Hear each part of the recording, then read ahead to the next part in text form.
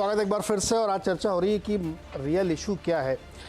Shekhar sir के पास और प्रेम जी के पास जाऊंगा, चर्चा उनसे बाकी रहेगी। शेखर सर, मुझे एक चीज़ बार बार लोग चर्चा में भी आती है, उस जानना है कि 2004 में वाजपेयी गवर्नमेंट क्यों हार गई थी? नहीं, इसलिए हार गई थी क्योंकि भ्रष्टाचार को लेकर जो सरकार की जो छवि जो थी वो छवि के कारण वो हारी। लगातार भ्रष्टाचार को लेकर जो बातें सामने आ रही थी, खुलासा जो हो रहा था, उसके कारण पब्लिक में लग रहा था कि प्रधानमंत्री मनमोहन सिंह तो ईमानदार है। अरे शेखर सर मैंने 2004 पूछा है, वाजपेयी जी क्यों हारे थे? सॉरी मैंने सोचा 14। अच्छा, 4 2004 में नहीं, 2004 में एक तो 2-3 कारण थे उसमें। एक तो समय से पहले चुनाव किए, दूसरा इतना पॉजिटिव कैंपेन रखे तो लोगों को लगा भाई पूरा इंडिया शाइन हो रहा है, तो इंडिया तो कभी शाइन नहीं होगा। ये कि आज अमेरिका भी पूरा शाइन नहीं करता है, वहां भी गरीबी है। गरीबी की लड़ाई हमेशा लंबा होती है। अगर आप चुनाव में जाके ऐसी बातें करेंगे भाई सब कुछ ठीक हो गया सब कुछ, तो देखिए एस्पिरेशनल क्लास जो है, जो प्रमोद महाजन ने मुझे बताया था उस समय, हमने एक ही बड़ी गलती की कि हमने कह दिया भाई सारा सपना पूरा हो गया। वही हमारी गलती थी। सपने बदलते रहते हैं। हमने अपनी उपलब्धि की बात कर थी और जाके आगे भी दिखाते हम आगे क्या क्या करने वाले हैं। देखिए कुछ भी कहिए, अटल जी की सरकार जो एनडीए 1, उसकी कई उपलब्धियां थी। इंफ्रास्ट्रक्चर से लेकर रिफॉर्म, इकोनॉमिक रिफॉर्म्स को लेकर कई चीजें की थी। और साथ में ये जो चुनाव पहले करवाने की जो बात थी, पहले तो चंद्रबाबू नायडू की तरफ से प्रेशर आया और इनको लगा भाई सब कुछ इकोनॉमिक इंडिकेटर सब कुछ ठीक है, और प्रमोद महाजन स्वयं बोले कि भाई हमें लगा कि एक पॉजिटिव कैंपेन में हम जाएं।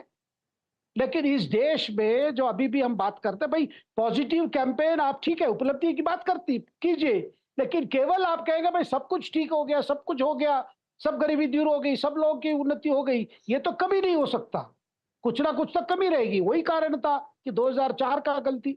और उसमें भी आप देखिए बीजेपी की सीट भी घटी, साथ में जो अलायंस थे उनकी सीटें ज्यादा घटी, जिसके वजह से एनडीए का कोलैप्स हुआ। नंबर 1। नंबर 2, सोनिया जी ने एक बहुत बड़ा काम किया। सोनिया जी ने जिस तरह अपने नेतृत्व को यूज करके कैसे सब और बाकी जो अलायंस पार्टीज को सबको साथ ले आए और स्वयं प्रधानमंत्री बनने से पूरा इनकार किए, जब उन पर काफी प्रेशर था। पहले तो लग रहा था कि सोनिया जी बनेंगे, लेकिन बाद में सोच समझ के उनकी जो ये लगा कि मैं सामने आ जाऊंगा तो सारी चीजें मेरे पर होगी, इसलिए उन्होंने तय किया कि भाई डॉक्टर मनमोहन सिंह को सामने लाएं। वो भी एक उसका भी कारण है, वो बाद में बात कर, वो तो खैर बाद का है। हाँ, लेकिन जो फॉर्मूला जो उन्होंने अपनाया भाई जिस तरह सारे अलायंस पार्टीज को एग्री करके कांग्रेस के नेतृत्व में एक प्रकार से जो कोलिशन कॉमन मिनिमम प्रोग्राम, इसलिए आप देखेंगे जिस तरह वो सारी चीजें हुई, जिसके वजह से कांग्रेस पूरी बहुमत ना होके भी, ना प्राप्त करते भी उन्होंने एक सरकार चला पाई। इसलिए और दूसरी कम्युनिस्ट का भी सपोर्ट था। और इसीलिए आप देखेंगे यूपीए 1 और यूपीए 2 का फर्क है। यूपीए 2 में चीजें और कुछ हो गई, जो न्यूक्लियर डील को लेकर। शेखर सर देखिए, जो उनकी सबसे बड़ी स्कीम थी मनरेगा, नहीं वैसे देखिए उसका नहीं सुनिए सर, सुनिए, अरे बात तो सुनिए पूरी। उसका उन्होंने यूपीए 2 के समय जिक्र नहीं किया था चुनाव जीतने के लिए, और ना ही उनको रूरल इंडिया से बहुत सीटें मिली थी। ये फैक्ट है। ये अवधेश जी कुछ डिसएग्री कर रहे हैं मेरे से, बताइए सर क्या है? नहीं, आपने जो सवाल किया है एक महत्वपूर्ण सवाल है, और उसी सवाल में शायद आज के भी प्रश्न का उत्तर निकल सकता है। बताइए सर, छोटे में रखिएगा। वाजपेयी के नेतृत्व, अटल बिहारी वाजपेयी के नेतृत्व में जनता ने भारतीय जनता पार्टी को देश की सबसे बड़ी पार्टी क्यों बनाया था?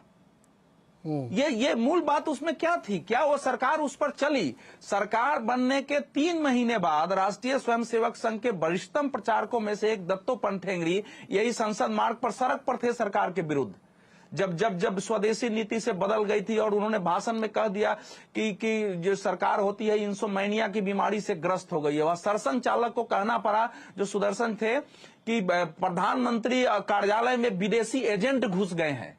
मैं स्वयं जय दुबासी का एक इंटरव्यू करने गया, उस समय वो इकोनॉमिक भाजपा की जो इकोनॉमिक विंग थी उसके वो संयोजक थे, कार्यालय में मेरे को उन्होंने कहा कि अटल बिहारी वाजपेयी इस समय सारे विदेशी एजेंटों से घिरे हुए हैं, उनके सलाहकार परिषद में सारे विदेशी है और सुधींद्र कुलकर्णी उनके भाषण लिखते हैं।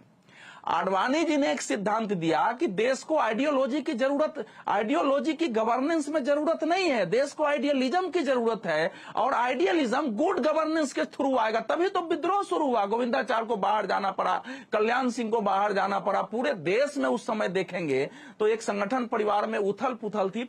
जी अवधेश जी, बहुत संक्षेप में, क्या उनका जवाब आज मिल रहा है 2024 में?